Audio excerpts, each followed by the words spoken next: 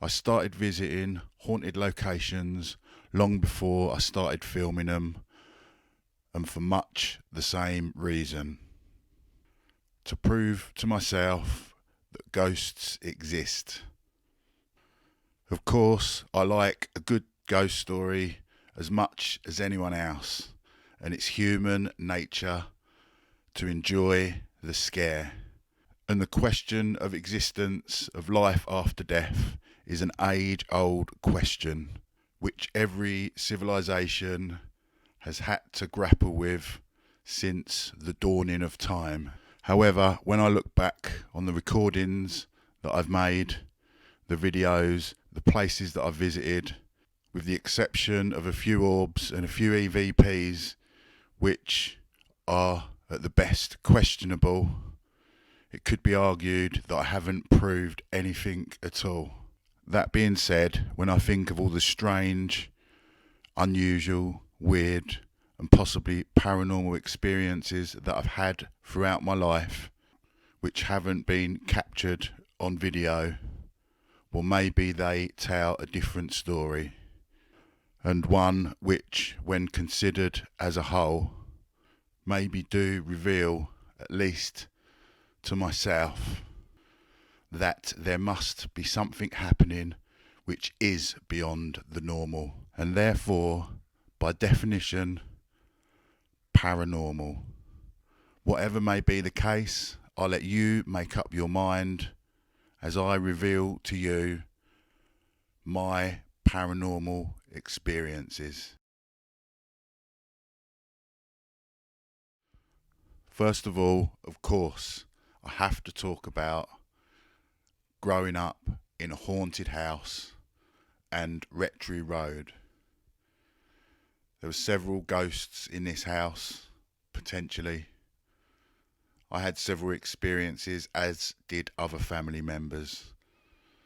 However, I've already done a video specifically about this house, so I'm not going to say much more than check out that other video after this one. The link will be in the description.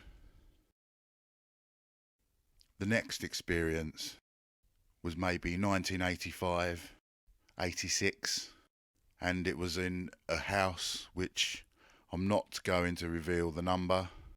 All as I can say is that it was in Forest Drive in Westlands in Chelmsford, and occasionally I'd go round my brother-in-law's house with him in the day and play on his snooker table. He was older than me and therefore used to drive, because it was a couple of miles from where I lived. And anyway, he used to tell me stories about his haunted house, and I went round there several times and nothing ever happened.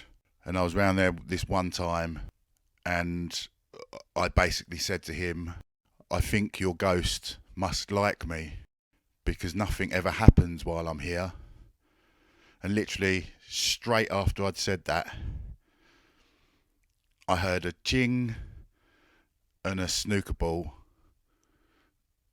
had hit demijohn bottles that were brewing wine in the corner of the room. I didn't see it fly off the table, but certainly it wasn't my brother-in-law, because he was at a different part of the house. It couldn't have been him. And it was as soon as I said those exact words, I remember, your ghost must like me, because nothing has ever happened when I've been here. And I just heard this ching and saw the snooker ball rolling away from the bottles. Freaky. Nothing else ever happened apart from that to me whilst I was there, but certainly strange.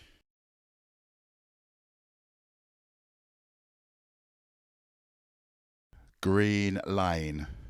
This would have been maybe 1986, 85, 86, and it was with a different brother-in-law, a different sister's boyfriend, basically. And he used to drive, like we used to drive around, him, my sister, me, sometimes one of his mates, or sometimes one of my sister's mates as well. And yeah, we used to drive around and he used to take me to haunted places, listening to music. And one day we drove down this green lane, and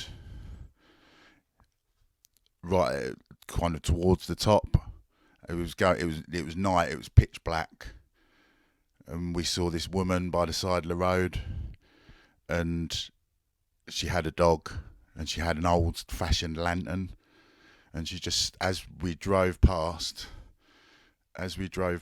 she just stared. Her and the dog just both stared directly in front. Neither of their heads moved.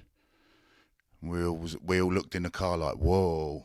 As soon as we looked back, no one there. She was gone. And I think we went down and turned round and come back up and couldn't see her. Maybe it was just coincidence. Maybe it was just an old lady walking a dog at night.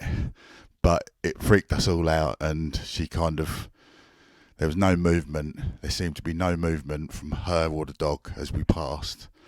And when we all looked back, she seemed to have disappeared. That happened anyway, right at the top of the lane. I will put a thing in the video, a marker to say, a bit of text or something to say about here. The next paranormal experience, strange experience, and this would have been about 1987, 1988. Me and one of my mates were standing in this alley, Maltese Alley.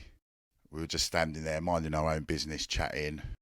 I think we'd been climbing the tree, and both standing there, and both at the same time, we saw a thing that was just like a jogger, but all pink, and it was going so fast that it just was all blurred trails coming from it, all pink. And as it went past, it made a buzz sound, and we looked down the alley where the kissing gates are, which you have to go round, and it was just gone. It was like, I don't know. I mean, it was more alien than ghost. And we both just looked at each other and said, "Did you see that?" And we both yeah, I saw it. And we just got out of there. We chipped off. That means we ran away. And we spoke to each other. We both had a conversation after and asked what the other had seen. And we'd both seen and heard exactly the same thing. To this day, I get a little bit of the heebie-jeebies when I go down this alley. To this day, I don't know what that was. So the next paranormal experience, I've actually done a video about this, and this was at Hylands Park.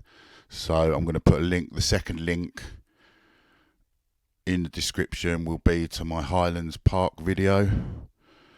But I'm not sure if I mentioned it in the video about my own personal experience there. Anyway, we used to camp there as youngsters. This again was about 1987, 1988. We used to camp there. There was an island. There was actually two islands. One had a tree fallen down from the 1980. Oh yes, that was after 1987, because it had the bigger island had a tree fallen down from the 1987 storm. And the smaller island, we had to get a dinghy to get across, which I think always ended in failure and someone getting wet. Anyway, I'm not sure whether we were sleeping on the bigger island or the smaller island this particular night. I think there was maybe 3 or 4 of us. This was actually the same friend.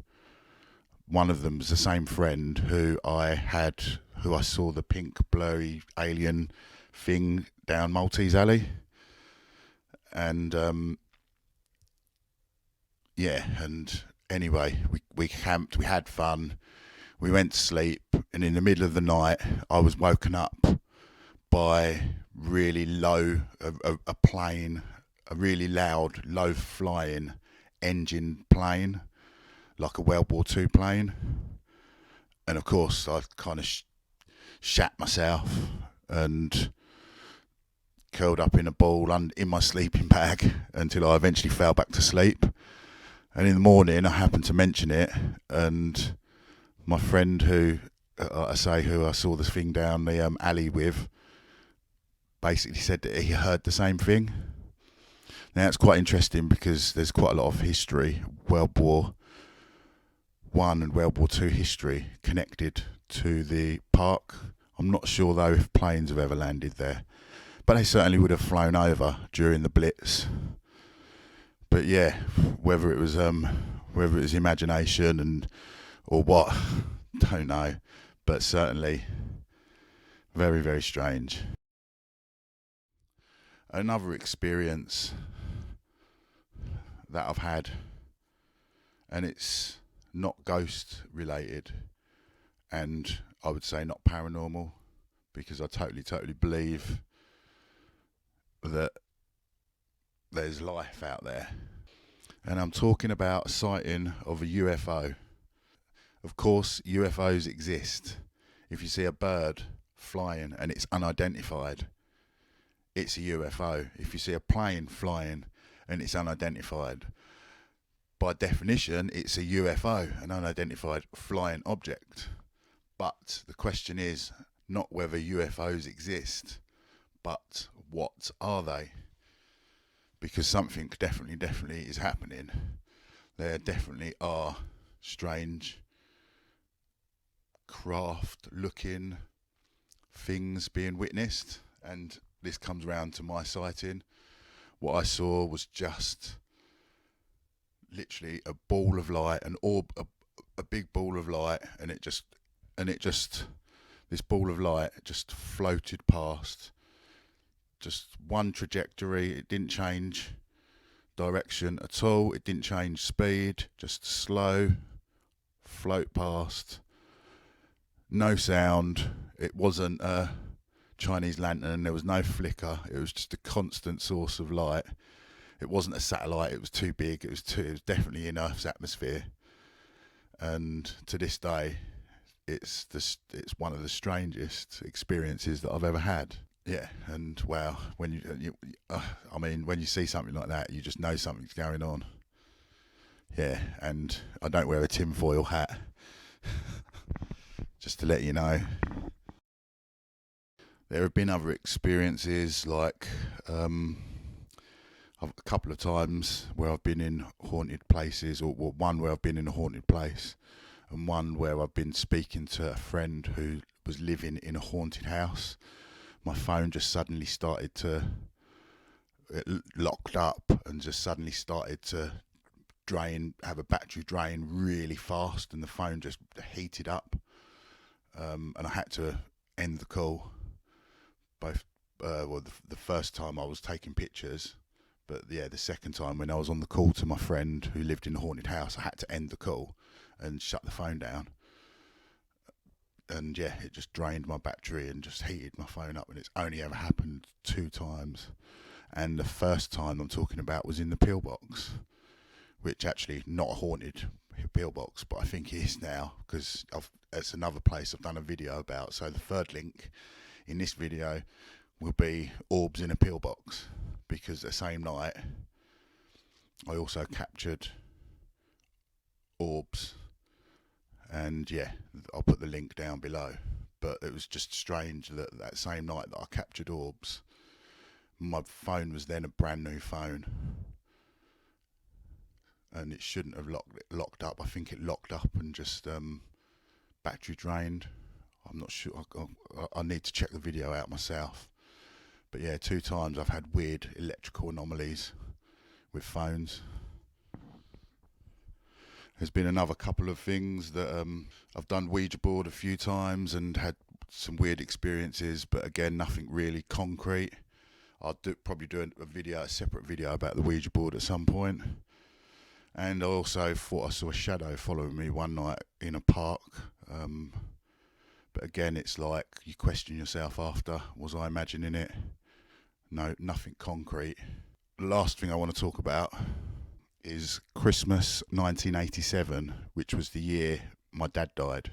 So it's the first Christmas I had after my dad had died, and my friend came round that Christmas because I'd actually moved to a different part of Chelmsford, and my friend came round to stay for a few days over Christmas, and we got talking about my dad, and I said that I felt him there, and I said to prove to prove to my mate that he was there, and to prove to me, like, move that decoration, and I'd point to a decoration, and then that decoration would start spinning, and then I'd do it to another decoration, and that decoration would start spinning, and that's yeah.